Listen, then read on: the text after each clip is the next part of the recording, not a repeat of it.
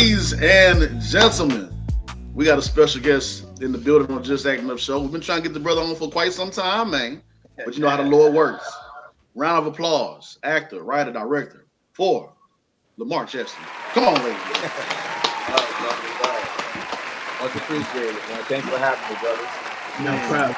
No problem. man, Join. thank you for joining us, bro. Man, now where are you originally from now? Born in Brooklyn, man. You see the style right there, man. Yes, sir. Born in Brooklyn, moved to Queens, and yeah, just it's New York, man. Yeah, man. Y'all gave you gave us Astros a couple problems, couple issues every now and then, man.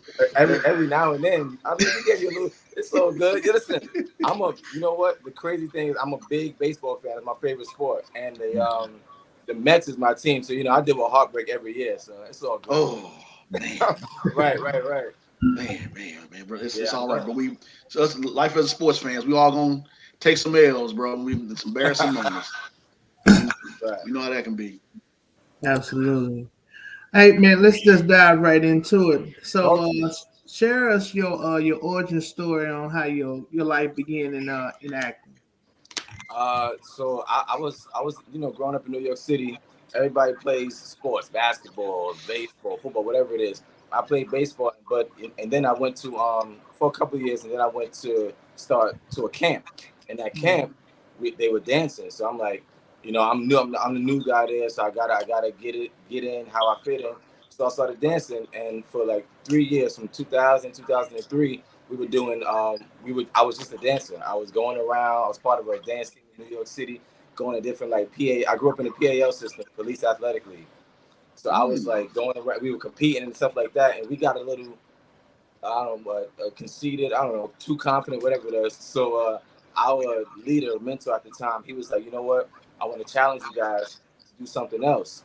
It's still gonna be in the realm of dance because that's what we're comfortable with, but he's gonna take us outside our comfort zone. And he made us audition. We were all friends, but we had to audition for Othello.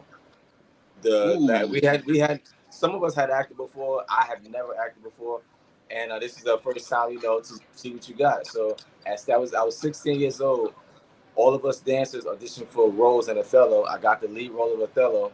He turned Othello into a musical, so he used our dancing abilities and some of our singing abilities, kept the story, and I mean it was history since then. That was 2003. 2004, I went back to high school, and then just so happened that they brought back the drama program. So I'm like, it's working out, like this. And I'm not even thinking that this is gonna be my future. But I had just did a show, and I'm like, you know what? Let me audition for this one since I'm coming over, and people said I was good. That was West Side Story, a musical. I'm not a singer, but I can hold a note. And I know I can act. That's my thing. I know I can act. So I got the lead in West Side Story with Tony. And I'm like, damn, okay, back-to-back leads. And then the next year I'm in college, and I don't act anymore for like 3.5, 4 years until I start failing classes. Because right. Because the major that I'm in is accounting, general business management. I'm like, that's not me, and I didn't want to go to class. So I went back. I failed the class, and I was like, yo, and I was on scholarship. I'm like, man, I cannot lose a full scholarship. I went to Hofstra University in Long Island, New York. So I'm like, I can't lose a full scholarship. So I took an elective. It was acting because I was comfortable in that. And in a year and a half, I got my degree, and now the rest is history, man. When I got out of school, I had a 6-month internship in New York with Black Spectrum Theater, free. I was working every weekend like a dog, hot, building up their mobile stage to take out to places where I see other people perform, and I wasn't performing. So I'm chomping at the bit, like just waiting for my opportunity. And after 6 months, they gave me a chance to audition. I'm like, if this may be my only shot. I took it and never looked back. In 2016, I went into acting full time, nothing else. And then 8 years later, we're still here, man. So by the grace of God. Man, that's what's up. That's what's up. Man, love to hear it, man. That's an origin story for you. That's that Denzel Washington approach where he said he was failing out everything, and he finally. It was bad. It was getting bad, real bad. Michael Jackson, boy.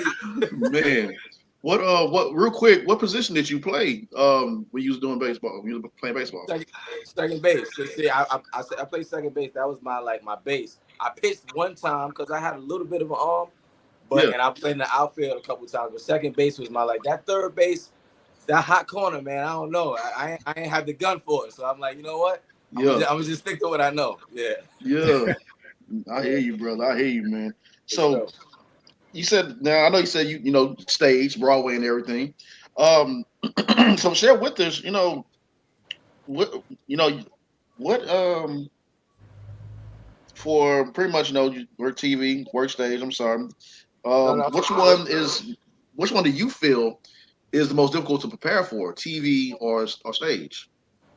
Difficult to prepare for. Well, it's and I don't want to cheat any medium. I watch a lot of interviews, and I try to get as much as I can from the greats and stuff like that. Man, it's no real easy way to slice it. I was Yeah, literally watching Denzel yesterday. He was like, "The truth is the truth, man. yeah, Whether if the camera is right here to you, if the mm, camera's 100 feet from you, or if you're on stage and you can't even see anybody out there, the truth yeah, is the truth." So you play it how it is, and honestly, I just play the truth of what I'm giving, man. Theater, you get more rehearsal time. So yes, you Mm-hmm. do. with more rehearsal time, you can develop more. You can play around more. You can try things that don't work, and that's because you're not necessarily playing with money with every Mhm. take or every try. In Yeah, TV and film, you don't necessarily, at least in my experience thus far, I haven't gotten much rehearsal time. And if you do, it's on set. You rehearse, go back to your trailer, change, come back, now reshoot it. yeah, Yeah. So and there is difficulty in that as well because everybody can't do that. Some yeah, people want to rehearse and then go right into it because you already got that energy built up and stuff like that. So there are difficulties in both mediums, man. I'm just blessed to be able to act on both and Mm-hmm. mhm. successful on both, a little bit successful thus far on both. Yes, Well, sir. let me. How was it? Cause I see, at one of your plays, you got to meet Tico Wells and Hawthorne James from the Five Beats. boy, That's boy. So what's the question before I get crazy? Yeah, what's up? just how was it meeting them? Like, one for them to come out to your play, and then that's Choir Boy and Big Red. Like, Boy. we grew up watching them. Like, that's one of my favorite movies. Like, See, that's why we on here, Big Chris. That's you, my man. So listen, Five Heartbeats is my favorite movie, bro. Period. And Yeah. that was in it is in 2013. That was when I first had the chance to go down to the National Black Theater Festival, and Mm, that is where like anybody who's everybody who's anybody in black theater or want Mm-hmm. to be or just want to see black theater, they come down every other year to North Carolina, Winston Salem. I'm going there in a couple weeks to do a play. That's why I'm rehearsing. That's what I'm rehearsing right now in New York. And man, Tico Wells was in the front row, bro.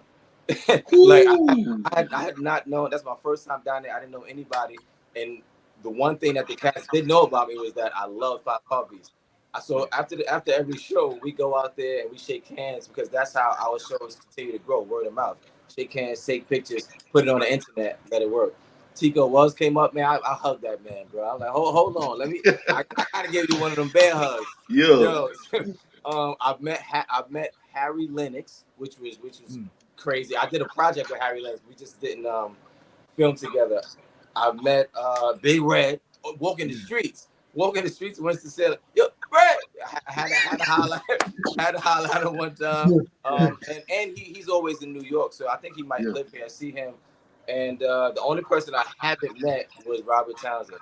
But I'm gonna meet him when we Mm. work together. He's gonna direct me in something, so that's nothing. I'm still trying to get Robert Townsend to do a Media Man 2 or a remake or something. I need Okay, to. so listen. Quick question for you.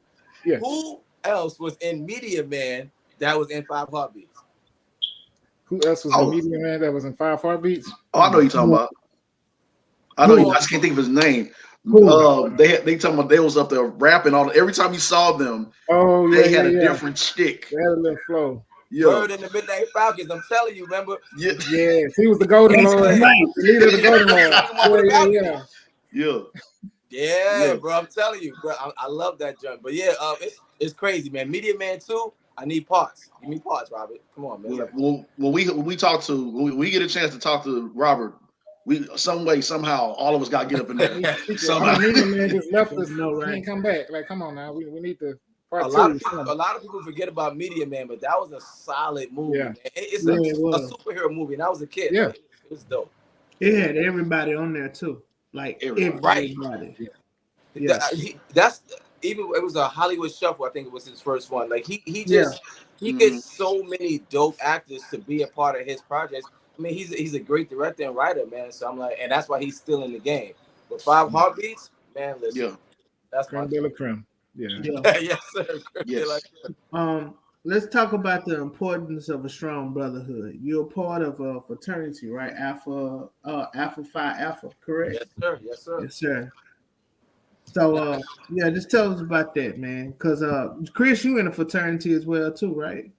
Yeah. It's a non-Greek Sigma Romeo, oh, copy that. What school did you go to? Texas Southern. Texas Southern, Texas Southern. So Yeah. I went to Hofstra University, like I said, and I in Long Island, New York, and I pledged Alpha Phi Alpha in fall 2005. I was technically that's my first year of my second semester, and man, honestly, I didn't know anything about fraternities or sororities, and I never, and maybe I don't even I'm not even gonna say it, but I never to this day. Well, when I pledged Watch School Day, I had never known anything about it, but I always wanted a brother. I have three sisters, two sisters and a stepsister, and it's like, and a mother, of course. So I'm always surrounded by by women, and there's nothing wrong with that. But Mm. there is something to iron sharpening iron, a man sharpening another man. Pause, 'cause I'm from Brooklyn. You know what I mean? Like that. Got We to. got you. We got That's you. So We got you. We got you. yeah, it's only right. It's only right.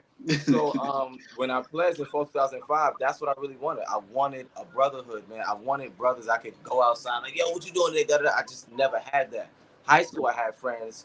In college, I'm like, let's take it to the next level. And it's been the best decision, man. Next year makes 20 years that I'm a part of Alpha Phi Alpha. I mean, first of Nice. all, servants of all, we shall transcend all. That's our motto. And I chose them because I like to. They set the precedent for the Divine Nine Greek organizations. Like so, we were founded in 1906, and after that, you started seeing other organizations come, and rightfully so in their own. And everyone is different. Everyone is great. All of the organizations are prominent now. But me, I went for Alpha Man because that brotherhood that I saw on the campus was like none other in any organization. And I'm still here and I'm still thriving. We still here. We still thriving. So thank you for Yeah. asking me that because my fraternity means a lot to me. That's why I make sure I put it in every bio I do and anything. I always Yes. shout them out because I wouldn't be here without them. Any city I would go to on the come up, yo, can I sleep on your couch? Can I borrow your car? And Yeah. they ain't even have to know me. Whatever Yeah. you need, we got you. So Nice. always love to Alpha Alpha for sure. That's what's up. Yes, Love sir. that, man. It's important to have good people in your corner and good brotherhood overall. Just good people in your corner, period. Because we know that as well. Because we actors too, and we just like, man, it's help comes from the most craziest, strangest way. But when you get the people that's right there for you, that's been on your side, that whole Yeah, man, it's man. number love, And man. they'll remind me too. Remember when I let you? No, no, I ain't. Man, I know. I got you. Yeah, don't Just let forget me get me. a little more. I remember. But nah, they remind you because they keep you humble. Like, listen, man, I remember when you was here. I mean, I know you elevating as you should elevate, but don't Yeah. forget where you come from. Right. Family, brotherhood. That always keeps me humble, man. And humility is again humility and gratefulness, man. That's why I am where I am right now. Yeah. Amen. Yes, That's sir, what's up. man. Amen. So let's go ahead and talk about this, man. So you been a part of some, well-known TV shows, but play some characters and everything. But what has been, let me see, what has been like your, breakout? What was your very first breakout TV role? Ah, okay. So a breakout that people actually saw me. Yeah, like your I, very first. And tell us yeah. about that audition process as well. What was the very first time you saw yourself on TV and the audition process behind it? They got you booked. It was Wu Tang, Wu Tang, It was Wu Tang. Wu Tang. Yeah, Great Wu show, Tang. great series by the way. Yeah. So yeah, man, I had an agent and she does a lot of she was dope. She got me a lot of commercial auditions and I was happy for that. But I told her and I told her I wanted to start doing more TV auditions and or film auditions because that's where my heart is at. That's what I Yeah. want to do. And she she came at me. She was like, "Well, you're not in a position to make that decision. So the audition that you get, you're gonna." I was like, "I hear you. I may not be in that position to make this decision, but I'm going to make it anyway because it's my career. You know, Yeah. it's I understand what you try to make money and that. I cool. It's cool. It's my career. So this is what I want moving forward. Less of that, more of this. The first audition I got was Wu-Tang, and I booked it. And that's why Nice. I'm like, people just need to like say what you want and go after it. Be unapologetic about what you want. If I hadn't said anything, she might not have switched it and started getting me more TV stuff. It might have just been all commercial. But Wu Mm. Tang, yeah, you know what I mean. But Wu Tang, I remember that, man. I was mad nervous just because it was like my one of my first TV auditions. I did it and I didn't hear back for like weeks. It had to be because it was a new show, so they trying to figure out everything, da da da. Right. I think it was a season one of it, yeah. Yeah. So, but yeah, when I got on that, it takes a little while for people to see you because it takes long for it to come out. Right. But Right. and everything in my career, I've tried to create momentum. So I booked Wu Tang and like and I shot that like June. I shot American Soul, which is the John Cornelius Mm. joint. I think a couple months but after that, then I shot one more thing. So I was trying to create momentum to spontaneous combustion. But Yeah. Wu Tang was definitely was the first one, man. And people show love. People show love. It was like crazy. I had 4 lines when I started. Ended up with like 1 line. By the time it got Right. done, so I'm like, man. So ever since then, that was 2016 or 17, maybe eight. I can't, maybe 18. But ever Yeah. since then, yo, I gotta be able to be that person on camera that you can't cut out of the show. Yeah. Nice. Yeah, I'm not. And it's happened to me since then, and now it's always a goal of mine. And the goal is through the work. If you do the work and you present the work the right way, they have no choice but to keep you in it. You know. That's right. So I'm just gonna keep doing that. But yeah, man, Wu Tang was definitely the first project, and people still see me and that. Oh, that was you. Yeah, it was me, man. Yeah. Now, I would be remiss if a more recent favorite show of mine. You were in Godfather of Harlem. Yes, sir. How was that experience working with Forrest Whitaker? Oh man, I'm telling you, bro. And you know what? I feel like every actor has a story about their journey. So like, you could be in this chair and you could tell me a story about a journey, of a role you booked. But Godfather Harlem, man, it was that had to be like the second or third. It wasn't too far after Wu Tang, but I got the call to work with Forrest Whitaker, bro. Like, like that's it's crazy because one big movie stars don't usually come down. Now I want to say down. They don't usually come over to the TV medium once they've done that because that Right. money is Yeah. different. And Right. TV is more arduous, more formulaic every day. You got episodes and all of that. But man, when I got on the set, I felt like I belonged there. Like from the clothes to the conversations, I built a dope relationship with Method Man. Like and Yeah.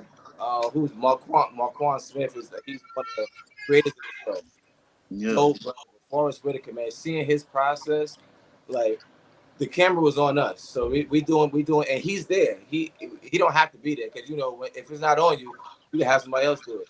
He's there. Right. He's reading his lines and getting our energy. So when the camera turns around on him, he's ready to rock and roll. And Right. nobody's seeing that process of him over Mm. there doing that, looking, reading, getting what we got. When it turn around, it's like butter for him, bro. And I'm like, yo, how do you? And me, this is I like can my second, imagine. third TV show. Like, and I'm still green. I feel like I'm still green on camera a lot. But and that's just me because we're our own worst critic. But when Right. it turned around on him, it was like seamless, man. And then it was supposed to be one episode. Something happened where somebody couldn't do it. I wasn't supposed to come back, but they Mm. remember the work that I did in that first episode. And that's one thing I tell a lot of actors, man. Like, just do the work, bro.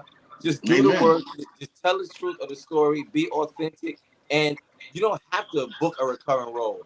You get on camera, they see more in you there. Yep. I've never booked a recurring role in my life for a TV show, but I've had 4. Come on, mean, man. it's really that simple. I've Yeah. never booked like everything says possible recurring this and the third. Nah, man, get on there, show what you can do, because that's the only way you're gonna get more. You got to be there, be ready, be prepared, man. And then the second episode, man, I was at the table with him, and we Yeah. were at a round table, so it's more brothers there. Method stood there. Now I'm meeting ASAP Ferg, and we talking. I'm like, yo. He's like, yo, I want you to come do a music video, da da da. I mean, literally on the line with these cats. And this is surreal. It's literally surreal, man. And the last thing I had with Forrest Whitaker, we actually got the chance to talk, and he was just talking about just about acting. And he came up to me and inquired. So I'm like, all right, now you're a little bit more ahead, man. But Yeah. it'll never. I'll always be that kid in the candy store, man, because I just love this thing so much, man. Like I was watching an interview the other day, yesterday, with Corey Hardrick, because they got divorced in a blackout right now. Yeah. And so I heard the brother say this with so much confidence, and like he was like, yo, man, I really feel like I'm one of the best actors in the world. Like, and it's no shade to nobody else. That's his confidence, and he feels like this film is going to show people that. And I'm like, yo, you got the confidence to say that on the Breakfast Club, and you know how many actors out here, you whatever it is, that's what I'm operating in for the period, man. Yeah. I know my work, I know my pedigree, and I'm gonna go out there and show it. So when and Forrest Whitaker, he gave me a little bit of that confidence, man. Just go do your thing. He know who I am, I know who he is. But right now, we're working on a set together. Let's make this magic, man. That's what I'm talking about.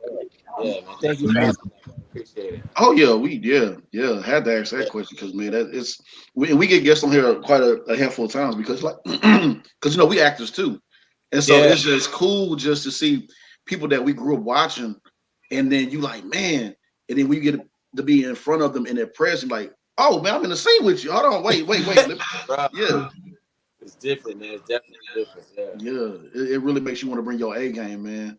So No, definitely. yeah, Yes, bro. sir. So you made me laugh. I think one of the first scenes I saw you in, A League of Their Own, and they argue Oh, about these crabs and everything. I was like, bro, because I already seen you with some other stuff, but I was like, wait, hold on, and I was like, wait, I'm following this brother. I'm like, wait, and they argued with this man about these crabs. He's like, hey man, look, so these crabs, like, I don't know, man. Hey, look, come on. yeah. I know y'all trying to cook and everything, but come on, man. Right. Yo, a league of their own. Another story that I grew up watching the movie. Another one of my favorite movies is Beetlejuice. I love Oh Beetlejuice. man. And Oh, who was in Beetlejuice? Gina Davis. Gina, Gina yeah, yeah. Davis was the Was original cast member in A League of Their Own. yes. yeah, So I'm And like, bro, Montana I and all. literally follow careers, man. So like, I watch soap operas too. Like, so I follow a lot of people's careers. Gina Davis, I saw her go to Beetlejuice. I mean, I saw her in Beetlejuice and A League of Their Own. So I'm like, I'm familiar with it. And then yeah, I had an audition for. I remember I was out in Cali, bro. I had an audition here, did it. Then I went to Cali to shoot something, and the callback had a live callback. This was the pandemic, so yeah, it was a live callback, but on Zoom. But what I had to do to if you ever on vacation, you're acting, you got to audition, but not yes, vacation. Sorry, I was shooting. You got to make it work. So yeah, I had to put a bench on the bed and a garbage can on top of the bench, and then I had my phone angled on top of the garbage can so that they could see. I found a blank wall, and I'm like, I know it's gonna be multiple producers because this is Amazon. So now it's like, all right, now it's not just one person like before. So I get on, it's like a group, 5 people, whatever. And my scene partner for the project that I'm out there for is in the other room. They can hear everything. So that adds another layer of like nervousness. Like they can hear me. What if I mess up? Da da da. Whatever. I did it. They asked me to do it again. I said, all right, cool, blah blah blah. I got off. I opened the door. Yeah, like it's 2 people. Oh god, it was so good. I'm like, yo, all right, cool, I appreciate it. Because you don't know, man. yeah, I was like, was it good? How did it sound? Like, no, you just think da da da, boom. And then I got the call. Like I got the call to shoot that, and I shot that in Pittsburgh. oh, it was picture, okay, And it was hot as Hades out there, whew. man. Like it was hot. You can see it. I was mad skinny because the pandemic. Like I was going through it. I wasn't Yeah, eating. Like, oh my god, it was yeah, crazy. But the blessing in that was I had been on hold for I had auditioned for Law and Order. I have done Law and Order, like an episode of it, and they were, again, my work, they were trying to bring me back. So I'm like, all right, cool. But this time, in bringing me back, they had me audition. I'm like, oh, all right. So they wanted to see if I could, my range was there. Yeah. So I did it, and man, I don't think I did. I know I didn't do well. I was doing too much. Yeah. I was Yeah. doing too much. I'm like, whatever. I ain't get that. I ain't gonna tell you about it. So and then I'm like, you got when you don't do your best, at least how you feel you don't do your best, you gotta let it go. You gotta do something to get your mind off it. It just so happened at A League of Their Own, I booked that, and I was on set shooting it. Then my agent called me. She was like, "You booked Law and Order." I'm like, "What Law and Order?" Are you serious? Like that Law and Order? She's like, "Yeah, they need you to shoot tomorrow." Tomorrow, I'm in Pittsburgh right now, and you got a COVID test today. It's like, oh my gosh, bro. I didn't even shoot my scene yet for A League of Their Own. So all of this is happening, and I haven't even shot yet. So I'm like, all right, I look up what they call them joints, the quick spots they go to, urgent care. Urgent care, yeah. I looked up an urgent care center in Pittsburgh. I said, yo, if I can get there before they close, shoot the scene before they close, and get it into New York before they close, I'll be good. And brother, it all worked out. I went and shot the scene with Shantae. I can't remember my last name right now, but she was in Roxanne. Dope. Yeah, actress. I know you're talking about. She's a great actress. Yeah. She was so dope, man. We shot it like 2-3 times.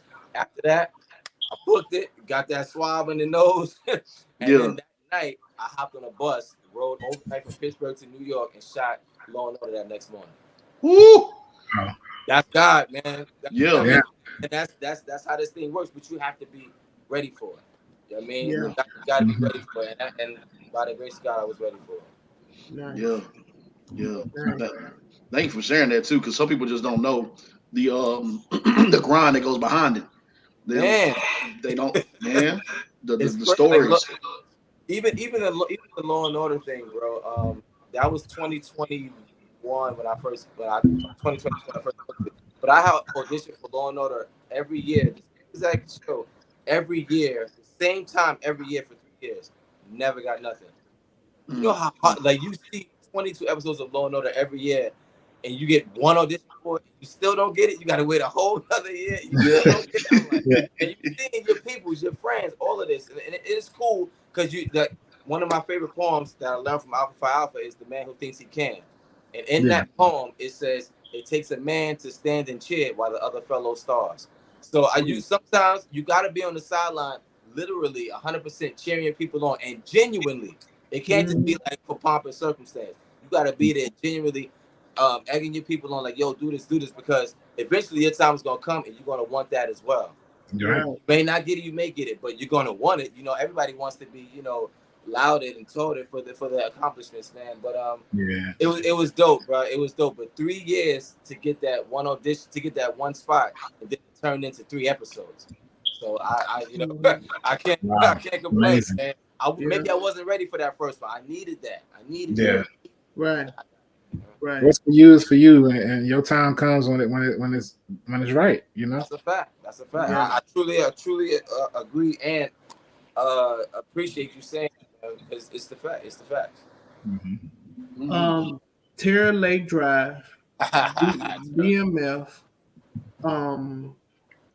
the Book of Raven. Tell us about those characters. Like, how do you prepare yourself, get yourself mentally ready to portray and bring that character out? And who did you play on BMF? Because I haven't got started on BMF. Oh, brother, get started. Yeah, I need to. I'm on Raising Canaan now, so it's like I'm working my way. That Raising Canaan is boy. tough. I'm telling you, in the 50 canon, in the Power canon. Yeah, that to me is the best show, and Patina Miller is the best actor. Oh yeah, in the 50 whatever. Like, yes, sir. I'm telling you, though, that woman is amazing. I had to go back and like, yo, who is she? I saw her in Hunger Games and I didn't even know it. Like, she been on Broadway and I don't even know it. Sing her tail off, I didn't even know it. Like, she is She's talented. Yeah, she is. She got it.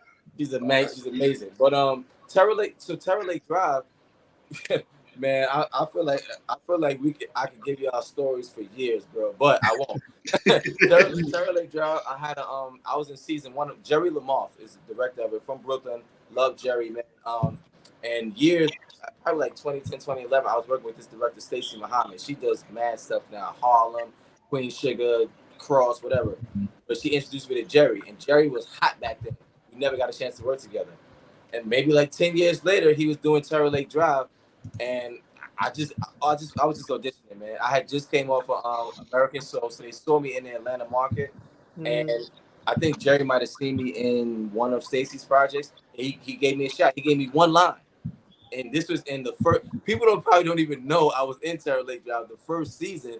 But I had one line with Malik Yoba. I was a freaking what do they call them people who serve you like papers, couriers or whatever. Couriers. Yeah, I was like a courier. I went and served Malik Yoba papers, and the only reason I was in Terror Lake Drive season 2 was because Jerry, he was like, you know what, they shot on Malik.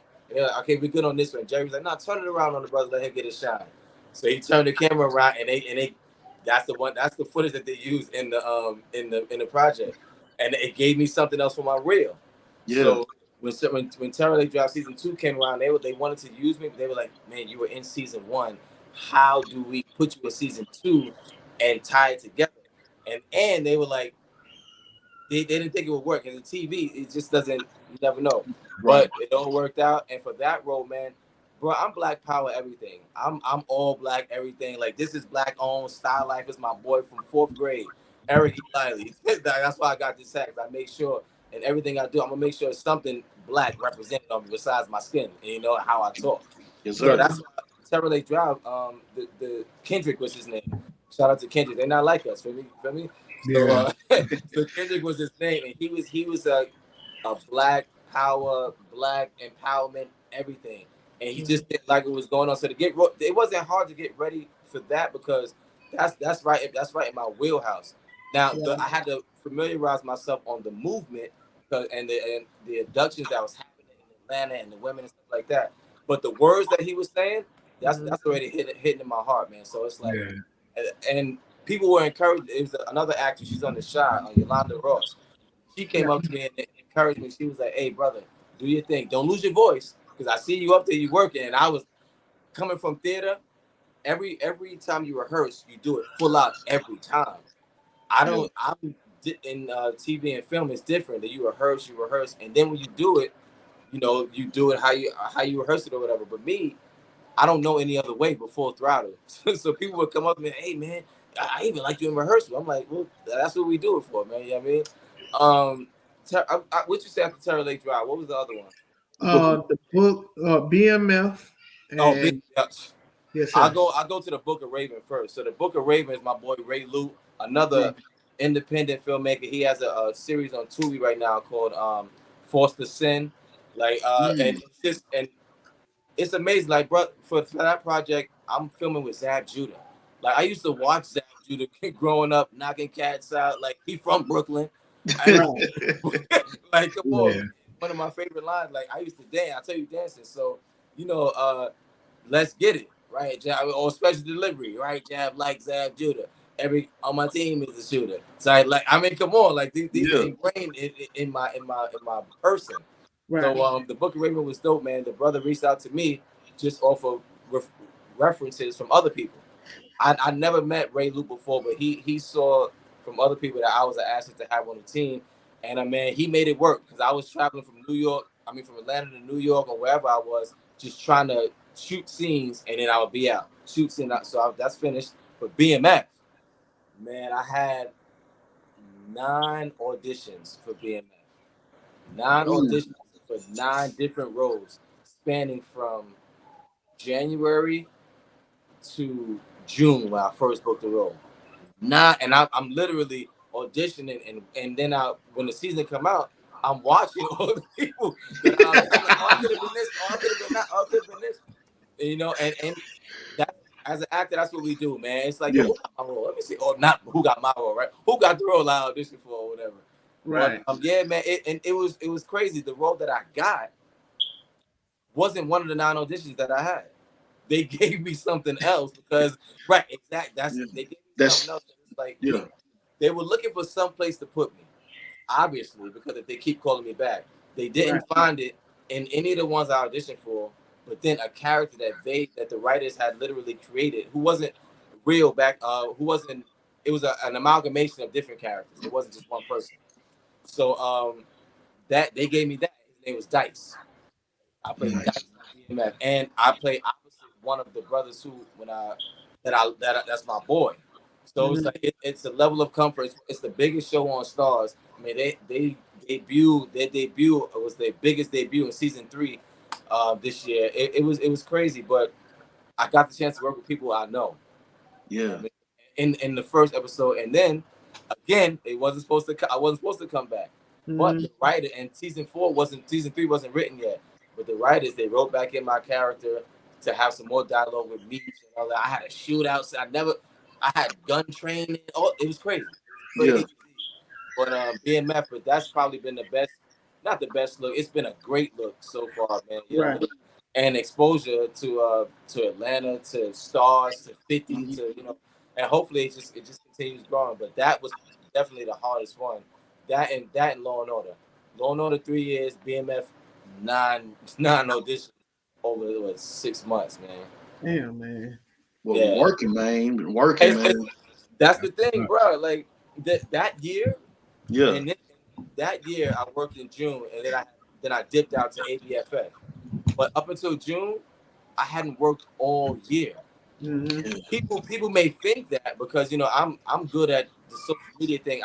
I can hold on to a picture for 2 months. I can do it. I know everybody want to be this. Yeah, right. Yeah. Posted that's not me, man. And sometimes I do fall into that, but I know like the weight of what I'm doing and the impact of what it's going to be if I just be patient, let the network drop it, then follow up and stuff like that. So that's what I'm doing now. I got stuff I want to drop right now, but I'm like, you know what? Let me chill.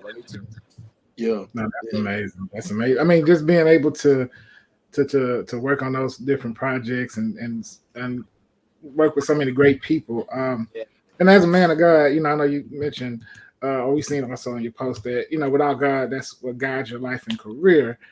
Just talk about a little bit, just the importance of just as of just how important your faith is navigating this entertainment industry. Yeah, man. There's nothing stronger in my career than my faith. Period. God is here. Wife, family, kids, all that. It all trickles down. But my faith in God and in my abilities to do whatever I can do through Him. It's as strong as it's ever been. Literally. So I was a teacher in New York City for 7 years. Once I got out of college, I was just trying to stay afloat, trying to do what I can, and also act at the same time. And in 2016, man, I was with this group called Church of Life, and we were going around everywhere performing. We do skit work, all of that. We had a gig in Cali with Kev on stage and some other people. So I'm like, you know what, God, if this career, if this life is the one that you want for me to have, tell it to me through this gig. When I go over there, make it so that when I come back, I cannot go back to work. I will not go back to work. And it had been happening in the prior school year where I would have to dip out of work and come back for like 2 days, 3. And I don't like to do that because I'm 100% committed to the kids. 1,000% committed to the craft. I'm 100% committed to the kids. And I'm like, when that starts happening and you're in and out of a kid's life, it gives them inconsistency. I don't like that. Yeah. So I just prayed to God. When I went to Cali, man, it was freaking amazing, bro. It was everything that I wanted and needed. When I got back, I didn't have no money saved. I didn't have no plan. All I knew was that I was going to pursue this thing full time, 100% cold turkey. So I emailed or called the school and I told them I wasn't coming back this year. I've been there for 5 years at this point. I was a staple. I'm not coming back. I have to see this dream throughout. See this dream through, and that was all faith. I didn't have no equity card for theater. I didn't have no SAG card for TV and film. I didn't have nothing but my faith in God and in my talent. And that's why I said my boy was like, "Yo, you should write a book." 7 years and 3 minutes. Because last year I put out, it was crazy. Last year, 2023, top of the year, I always put out a reel top of the year just to like see where I'm at and update people on where I'm at. That year it happened year 7, and it was my reel was like 3 minutes and 3 seconds. And he's like, "Bruh, that's the title of your book when you write it. 7 years and 3 minutes." It took 7 years to get 3 minutes of footage to present to people. 7 years to get 3 minutes to put together to be like, this is an okay representation of who I am, because I know there's so much more inside of me. And that's just the faith, man. And I know it may take 7 more to get 3 more, but you know, I don't believe that, because I know that God has taken me places, man, that I can't even see. The only thing that's getting in my way is myself. That's the only thing that can stop me is myself, man. And listen, that faith, the size of a mustard seed, bro. That thing, I truly believe in that. And I don't even think I can convey it to you by telling it to you over the camera and face to face. It's just something, like I said, it's hidden in the heart. It's not going nowhere. Man. Yeah, man, most definitely, bro. Man, thank you for sharing that too, man. That testimony, I'm telling you, it hit you right here, man. And it's funny you mentioned like the shows that you've been on and the people that we interview. Like we interviewed Yolanda Ross and we interviewed Jason. She was real cool people. She real cool. Yeah, Jason Louder as well. Yeah, Jason. That's what I was talking about. Jason Louder. Yeah. Right. I saw Jason on one of y'all. I saw y'all pinned him on one of y'all posts. Yeah. Oh, y'all pinned him on your profile, I should say. And Jason, man, that is the sweetest brother ever, man. Like I've done 2 or 3 projects with Jason. We're always like against each other. We never have any love together. He's taking me out in like 2 of them. He was my boss in one of them. Well, I didn't get along with that. I mean, his spirit, his energy. Like so for BMF, my first episode was also Jason's first episode, and I had a watch party at my crib. He came, him and his girl came. They came through, showed love. I'm like, damn, Jason Louder here, like, bro, for real, like Creme. So my Creme de la Creme, he's that guy. The Country Wayne skits. I'm Jason Louder. I'm like, yo, and again, we like against each other, but that brother, I mean, just getting to know Atlanta, getting to know people in Atlanta, going to events, a lot of it is off of his back, man, because he's always plugging me in, texting me, yo, come here, da da da. So much love to Louder, man, for real. Man, I love that, man, and shout out to Yolanda Ross too, because she is so sweet. Oh like, yeah, she's so like just hearing her giving you those tips right there, man. She was such a sweetheart when I think she was dealing with the pandemic. It was during the pandemic. COVID as well too on the show, man. Oh, okay. Yeah, she's a veteran, man. So and she had worked with it all ties in once you start, you know, really getting into the fabric of it. So I mentioned Jerry Lamar, that was Terry Lake Drive, knowing Stacey Muhammad. That's how I got to work with him.